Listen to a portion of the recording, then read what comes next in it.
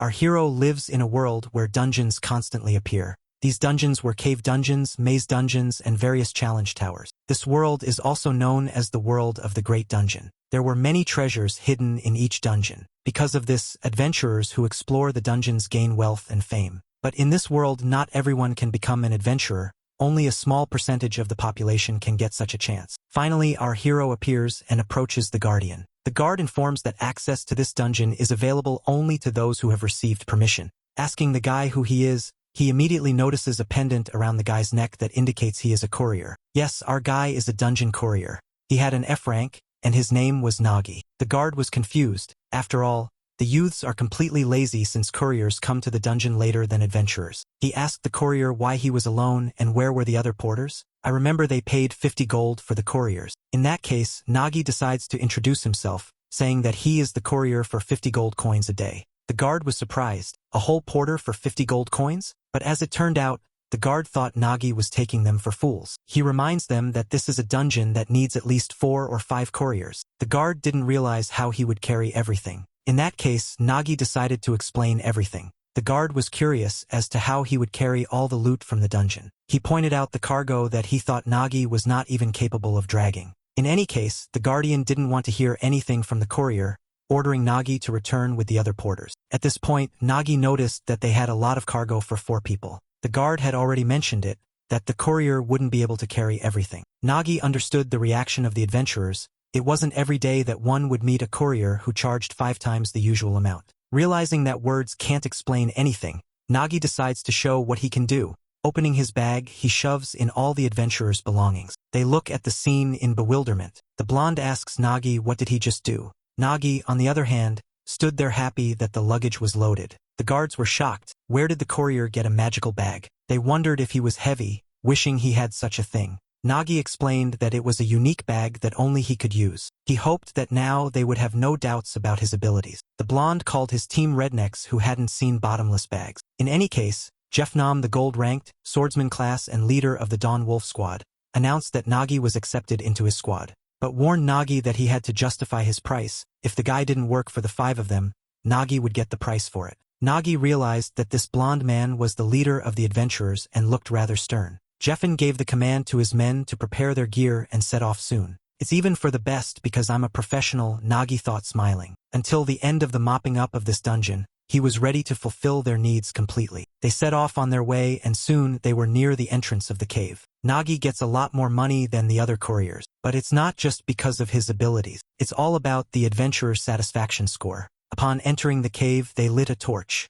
The adventurers went ahead, the courier followed them. Adventurers who clean up dungeons face many dangers. After all, there are traps that can appear at any moment. And of course, surprise attacks. At this moment, they were being attacked by goblin trolls and spiders. The adventurers were ready to take the fight. They're coming, Jeffin shouted, pointing his sword in the direction of the wickedness. They began the battle. One of the hunters impaled the troll with his spear. The other shot an arrow through the goblin's head. Geffen fought with his bare hands. Clearing a dungeon requires being prepared for many surprises, and that means a lot of stress. The fight was difficult as they let their guard down. Geffen reprimanded his subordinates for being inattentive, which they were not happy about. On this ground they had a disagreement, and the warriors started an argument. It was for this reason. Nagi decided to take over the niche. He knew how he could reconcile them and stop the bickering. Gentlemen adventurers, the courier addressed them loudly with a wide smile on his face. He began to untie his sack. Nagi assumed they were hungry from the constant fighting. I think it's time for a snack, he said. A divine odor began to spread through the cave. The adventurers were very surprised when Nagi pulled a plate from his sack, on which appetizingly lay huge chunks of roasted meat on the bone, surrounded by fresh vegetables. They didn't understand where so much food had come from. Meanwhile, Nagi had prepared a huge table with all sorts of treats. This was the special skill of a dungeon restaurant courier. The adventurers pounced on the huge pieces of meat. The food was plentiful and hot as if it had just been cooked. After a week on breadcrumbs and jerky, this food seemed divine to them. They wondered how the messenger bag kept the food fresh. Or maybe it had a cooking function. Smiling, the guy pointed out that something else was important. That wasn't the most amazing thing this bag could do. He opened it up again. Didn't take long to search inside. The courier pulled out a water hose. another special skill of the Courier land of eternal bliss. Nagi quickly filled the bathroom for one of the adventurers. The man was perplexed and delighted at the same time. It seemed to him that he was in a hot spring resort, in the middle of a snowy landscape. The view was actually a little different. The bathroom stood in the middle of a dark cave, but the man was impressed. Jeffen was not happy about this development. He didn't understand how one could fool around in a dungeon. He asked for it to stop. Although on the bright side, the baths had already been drawn, Jeffen still gave in to temptation and jumped into the warm water. Yeah, at this rate they won't even have anything to complain about. Jeffen admitted that they wanted to ditch the association. After all, few people were capable of rendering decent services for 50 gold pieces, and this way they could get their money back. But now it seemed to them that 50 gold pieces was even cheaper for the service they had received. Nagi was amused by this. Warming his hands by the fire, he replied that if he was going to clean up the dungeons, he'd better do it in comfort. Outsiders think that the difficulty of a dungeon depends on strong monsters. But in fact, more often than not, the reason for failure is tension and unexpected factors throughout the process. For example, if you don't eat right, it can lead to indigestion. Or, for example, because of lack of sleep, you may not notice an attack and not be able to dodge it. These stories happen quite often. The couriers in the dungeon are essentially dependent on the adventurers. To get their money, the adventurers must successfully clear the dungeon. Thus, Nagi does his best to help them in this regard. Though he doesn't consider it such an outstanding ability, one of the adventurers laughed a lot. He felt that to call it insignificant was an excessive modesty. Such service was hard to get even from the outside. After such care, you feel a huge surge of energy. You start to feel that you can handle any enemy. The courier was pleased to hear that. The adventurer assured him that he needn't worry about mopping up the dungeon. As promised, the sweep went smoothly. They fought many more of the evil ones. Initially, their team was quite experienced, so they were able to deal with the monsters quickly. The problem arose with the boss. They always behave unpredictably. Jeffen had already prepared his sword. He realized that this boss was very complicated. The leader ordered his team to not give him a second's respite and attack all the time. But the monster wouldn't give up. With his huge clawed paws, he flung the archer away. He, in turn, quickly got up, loaded his crossbow, and shot the monster in the paw. It was a special shot of 7 arrows. Threads of webbing formed between them, which at the same moment chained the paw firmly to the cave wall. Webbing was a special skill of the archer. The monster continued to attack. The man with the shield blocked the blow of the monster that tried to attack them with its tail. The defender struggled to contain his attacks. Jeffen raised his sword at his opponent's tail. Applying a special warrior skill called a powerful strike, the sword severed the monster's tail in a second. The razzied monster roared loudly and began spewing fried green plasma from its mouth. The team continued to attack him. Plasma, with even more power, erupted. Jeffen was adamant. Courier watched their fight from behind the rock that served as his hiding place. He could see the monster filling the cave more and more with plasma. Nagi realized that this time they had gotten the boss lizard, Zarkum, with difficulty level B. And judging by the skill of the adventurers, the odds of a sweep exceeded 80%. But even with those solid odds, the remaining 20% could not be ignored. It was clear that if the adventurers died,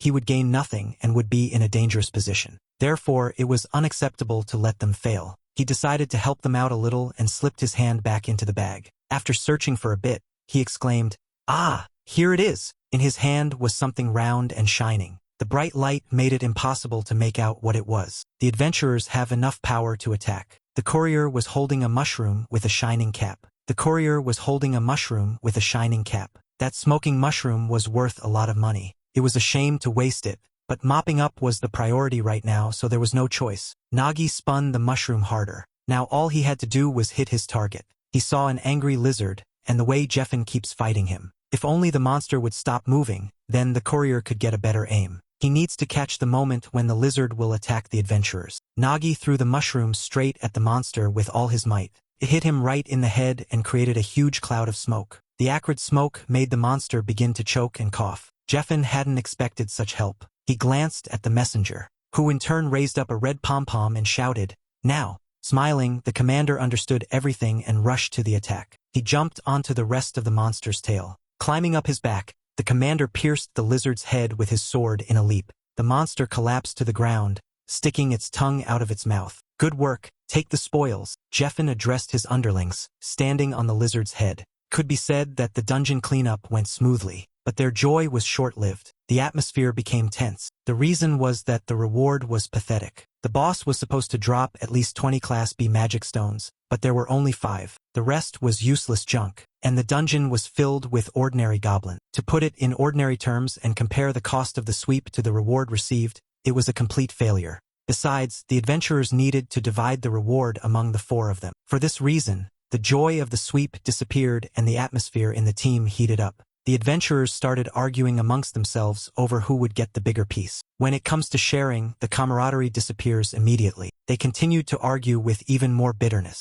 Nagi basically didn't care about the problems of adventurers. It didn't concern him. The courier would still get a flat fee no matter how much they made. So before things got too bad, it was time to call it a day. Anyway, they've done a good job. It's time to celebrate. Surely the crew was thirsty for a drink. Nagi was just in time. Here's a drink for you, he offered, holding up a bottle of liquor. This idea seemed like a very good idea to them, considering how hard a fight they had. Jeffen was pleased that even in this situation he cared about them. He was also particularly excited about the smoke bomb Nagi had thrown at the boss. He felt that meeting with this courier was their greatest good fortune in this dungeon. The boy felt uncomfortable. He felt like he was being overpraised. He decided to clarify that he had only helped a little with his modest skills, but the team was extremely disagreeable to him because the more they spent time with him, the more he surprised them. They were shocked at how many amazing things coming from his sack. The courier had already managed to present to them. It suggested that perhaps there was more treasure in this sack than in the dungeon itself. Maybe in the time the guy's been working as a courier, he's amassed a decent fortune?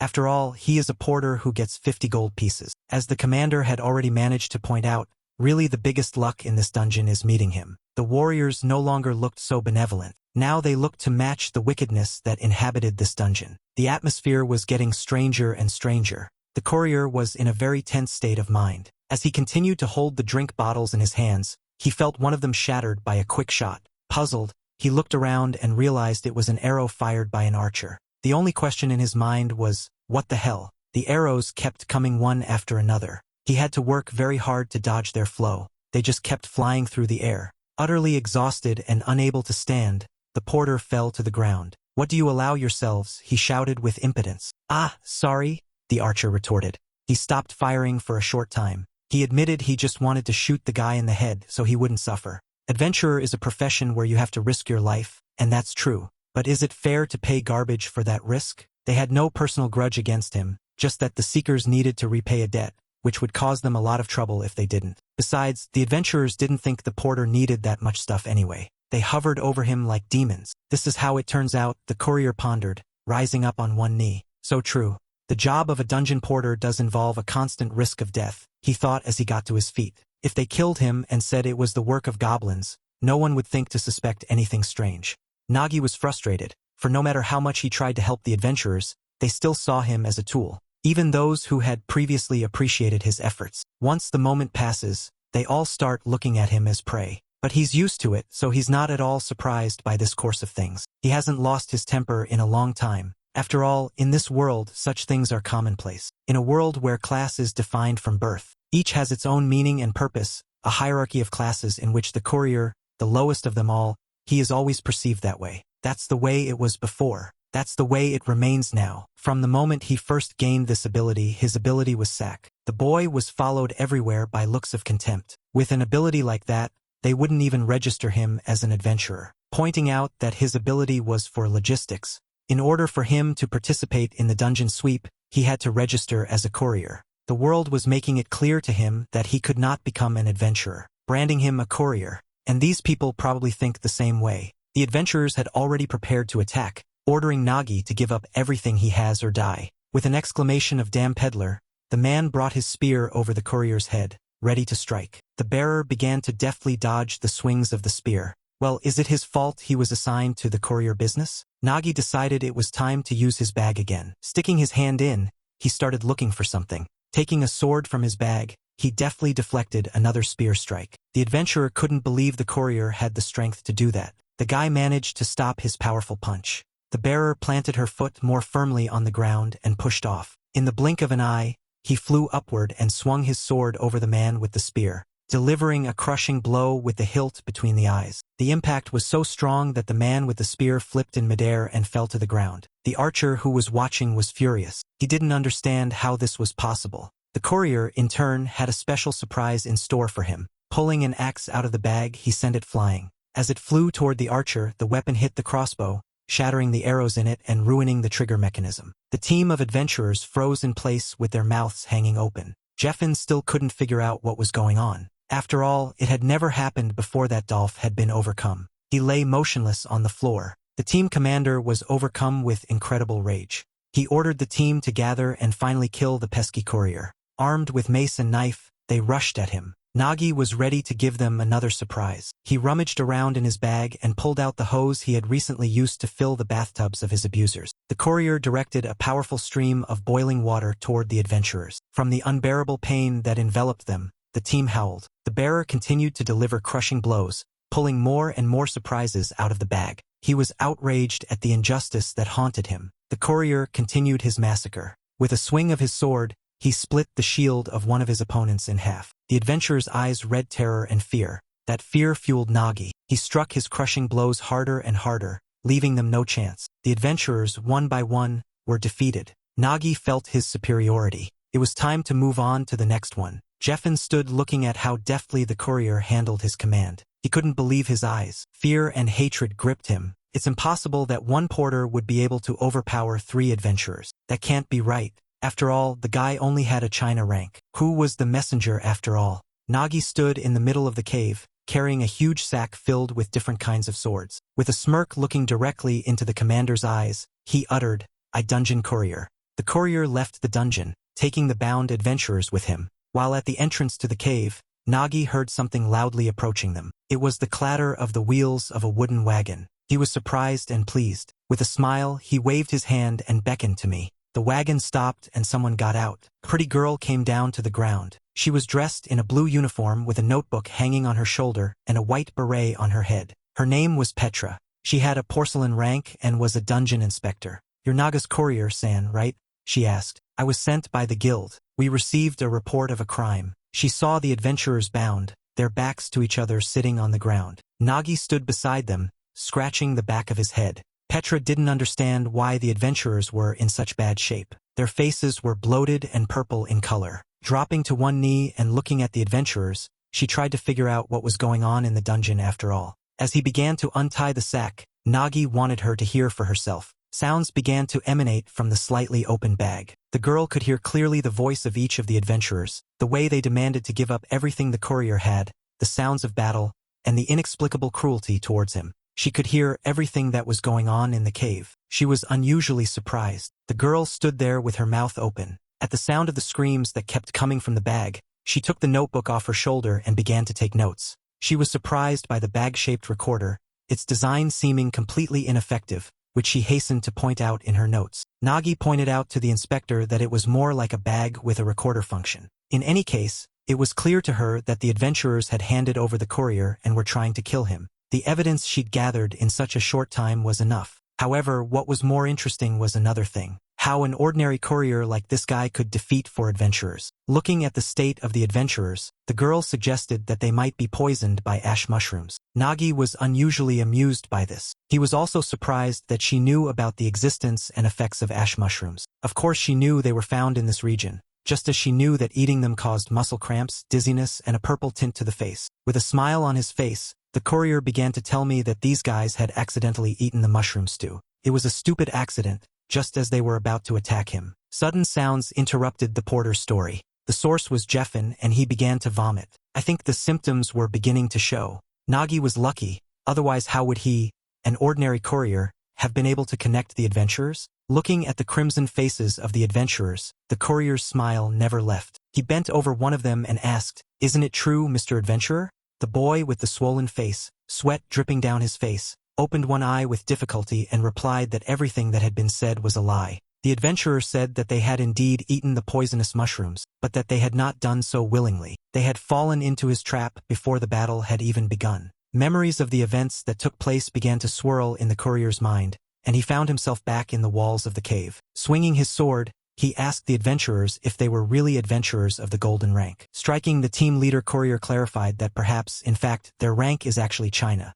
The strikes of the bearer's sword continued to crush the adventurers with incredible force. Nagi wore down the adventurers' leader by striking harder and harder and repelling the blows with ease. Jeffin could feel himself growing weaker. With each swing of his sword, the strength was leaving him more and more. Even if they spent most of their energy fighting the boss, some courier couldn't overpower them. That's nonsense. Ha ha ha.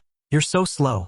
How did you even manage to survive against that gobla? Attacking again, the porter teased. The adventurers lost to a fucking porter. How bloody humiliating. Exactly. He just pissed them off and took advantage of their confusion. From the last of his strength, swinging his sword, the commander ordered the delivery man to take his bag and get the fuck out. The only question was how the porter had so much strength. Nagi looked pleased and alert. The duel with the team leader continued in the same vein. Jeffin threw punches, the courier deftly dodging. Oh, almost got it, he quipped. It was looking more and more like a fight show, with Nagi knowing his opponent's next move. The sword was charged with Jeffin's maximum available power, but it wasn't enough to get any closer to realizing the plan to destroy Naga. The Dunge courier wiggled and scoffed while his opponent was perplexed as to how this was possible. In a fit of rage, the blonde focused his strength for another strike. With a sweeping attack, Jeffin was sure he had hit, but Nagi just skipped under the sword like a limbo dance. Jeffin was finally starting to realize what was going on. After all, the reason they lost to the courier wasn't because he was strong. The reason was that they had weakened. Nagi froze in place, looking directly at the commander. A flame blazed in the courier's eyes. The ringleader's body suddenly weakened. He could not understand what was happening to him. He dropped to one knee and held his hand to the ground. He felt like he was going to throw up. He was so sick. Oh right, I didn't tell you? Smiling slyly, the courier began his speech. You are poisoned, he said, and burst into loud laughter. The food they ate recently had ash mushroom, which is considered poisonous. It not only improved the flavor of the dish, but was also a kind of insurance against vermin such as adventurers. Two birds with one stone, as they say.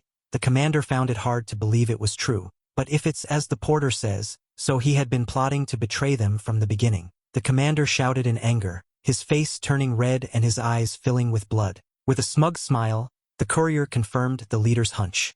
It was just as it had been. After all, how could he, a frail courier, trust treacherous adventurers like them? But this plan was really just an insurance policy. Whether he poisoned them or not depended on their own actions. In this situation, the courier used an accelerant to make the poison take effect faster. Nagi admitted that he had planned to give them a drink to completely neutralize the poison after completing the task. However, some idiot broke it. Still, the courier had one more bottle left, even though it happened the way it did. If Jeffin now says that the porter poisoned them, it won't sound credible. So he had to admit that everything Nagi had told the inspector was true. It just so happens that they accidentally ate the soup. After all, a great team can't admit that they were defeated by a courier. If only they hadn't eaten that soup. Perhaps they wouldn't be in such an embarrassing position, sitting tied up at the entrance of the dungeon with swollen purple faces. Trying to explain to the inspector about the events that had happened just before, after listening carefully to everyone, Petra made her decision. The situation was clear. What remained was to transport the criminals. She ordered the guards to put everyone on the wagon. Throwing in the bag on his shoulders, the courier was ready to leave. But the inspector's voice stopped him. Pointing to the wagon with her hand, she offered to give him a ride if he was going to town. Nagi stopped and thought for a moment. He had not expected such a suggestion from the inspector. After a little thought, he asked, "Is it free?" and laughed at the top of his voice. It was a long walk, and the courier was already tired, so he gladly accepted her offer. They climbed into the inspector's wagon and set out on the road. In the wagon, the girl shared that she was very sorry because the porter had to face such an unpleasant incident. Barely, he had just arrived in this city. On behalf of the Adventurers Guild, she brought her changes. The guy told her not to worry. Couriers encounter this kind of thing every day. Shoving his hand into the bag, he started looking for something. The inspector understood that, but there was something he should have known. She had seen the porter stick his head into the bag at one point in the search and look for something.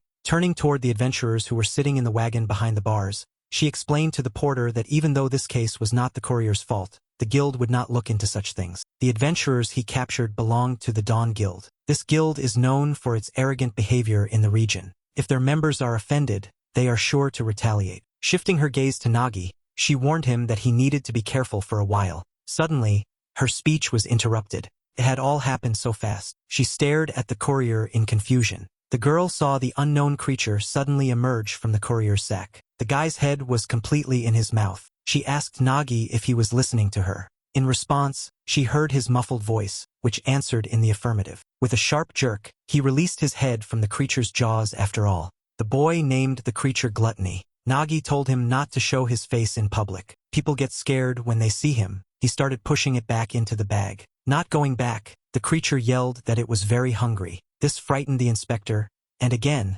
taking out her notebook, she quickly began to make a note of the strange creature in the bag. She kept asking the porter what the strange thing was. Smiling awkwardly and scratching the back of his head, the guy explained that there was nothing special about the creature, asking the inspector not to worry. The creature was black in color, had a glowing yellow belly, and pointed ears. At some point it began to live in his bag, and now it was doing a lot of good for the courier. He helped sort things. Before he showed up in it, it was impossible to find anything there. But in exchange for his work, he eats a bunch of magic stones. Well, after everything that happened in that dungeon, he probably had a lot on his plate. Glatoni kept yelling that he wanted rocks, that he wanted food. The guy broke out into a wide smile, shyly covering his mouth with his hand. Besides, the loot from the dungeon was originally supposed to be divided among the four of them. But because of the incident, the entire award went to him alone. After a little thought, the courier decided to give the creature twice as many magic stones today. That made the little one very happy. He crunched the huge golden stone with pleasure. The girl had never seen creatures feeding on magical stones before. To be honest, other than gluttony, Nagi hadn't seen anyone else either. But since he wasn't hurting, it could be said to be a mutually beneficial relationship. The guy was becoming more and more smitten with Petra, although it might be more accurate to say that it was the bag that squeezed him. She'd never heard of anything like it. Suddenly, the carriage jerked sharply, and the horses gave a loud roar and started stomping their hooves. Nagi, the inspector, and the guard almost fell off the wagon. What had the horses so excited? They didn't know, but something had clearly spooked them. The courier was thinking about something. A strange feeling swept over him. The wagon stopped on a stretch of road in the middle of the forest. Without a doubt, it was a dungeon breakthrough. But why had it happened here? Nagi turned to the inspector. He held a finger up, pointing in the direction. Behind the mountain, a dungeon breakthrough could be felt. He pointed to a high mountain with a bright light coming from behind it. What? A breakthrough to the dungeons? The inspector was agitated. It was bad enough, but how did the courier know about it? Perhaps he had some sort of magical device to detect such things? They stood staring off into the distance at the bright light. Naga had what they call flair. The girl had little faith in the mysterious abilities of the porter. Clutching the side of the wagon tightly with his hand, he realized they were out of time. He clenched his teeth in anger. The courier knew he had to hurry to avoid casualties. The guy told the inspector. Petra thought it was absurd to rely on a gut feeling. Even she, the inspector, felt nothing. It's true. There really is a breakthrough to the dungeons, the creature from the bag echoed back. He liked magical stones. He could feel them over the mountain, too. It was just an unreal, delicious smell. With burning eyes, the little boy looked toward the mountain. He's sure. Petra looked at him in disbelief, but there was still some interest in her eyes. After giving it some thought, the inspector decided to go and have a look, to confirm or deny the courier's theories. The wagon set off. The bearer and the inspector stood at the foot of the mountain. They watched the whirlwind of flame come from the rift. Dungeons that have existed for too long eventually enter a state of breakthrough, and monsters from within burst out, wreaking havoc and death. That's why in this world, they are obliged to mop up the dungeons. They looked at the rift in which a whirlwind of flames raged. This was a real breakthrough into the dungeons. It looked like it was ripe and about to burst. The boys stood there with their mouths hanging open, unable to take their eyes off it. The girl wondered how Nagi was able to sense it at such a distance. He simply couldn't forget the feeling. The courier began to have flashbacks, memories of everything going up in flames, horrible monsters that burned everything around them. All the subterranean evil had gotten out and was turning the world into chaos. And he's in the middle of it all. During the breakthrough, a veritable hell on earth ensues. Looking at him, the inspector thought that perhaps this man had experienced a breakthrough. But even if he had survived it, could he really feel it? She was overcome with doubt. Nagi realized that something still didn't add up. If the dungeon is located so close to the village, the adventurers couldn't help but sweep it. The girl started flipping through her notebook. Right. The records indicated that this dungeon had already been taken over. Could you be more specific about who exactly was clearing it? Nagi asked. This dungeon of rank D was commissioned by one adventurer of mithril rank and 2 adventurers of copper rank. The mithril adventurer's name was Durakon. The copper-ranked adventurers were Bondishtar and Naranero. The picture wasn't coming together in the courier's mind. A mithril adventurer on a normal D-class dungeon?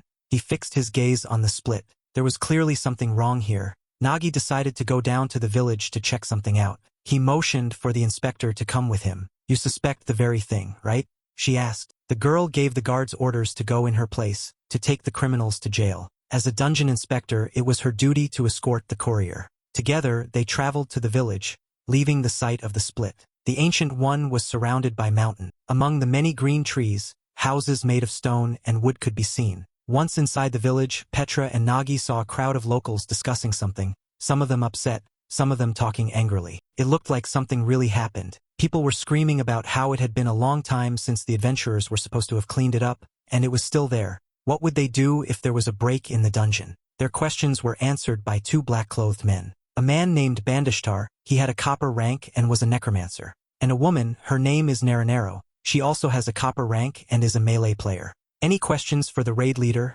Replied the woman to the crowd's questions. We don't know anything, the man said, crossing his arms over his chest. How could they help them if the raid leader was missing? The man verbally tried to fend off their attacks. The residents were very unhappy, continuing to yell at the couple, telling them what bastards they all were. Nagi stood looking around the crowd. Everything was clear to him. Judging by the situation, his assumptions were correct. Cancel the raid. This happens mostly when the raid leader's level is higher than the dungeon level. They register a request for a low-level dungeon, but if they find a more favorable dungeon, they just ignore the lower one. Petra was puzzled. After all, the guild fines for such negligence, doesn't it? That's still too lenient a punishment, isn't it?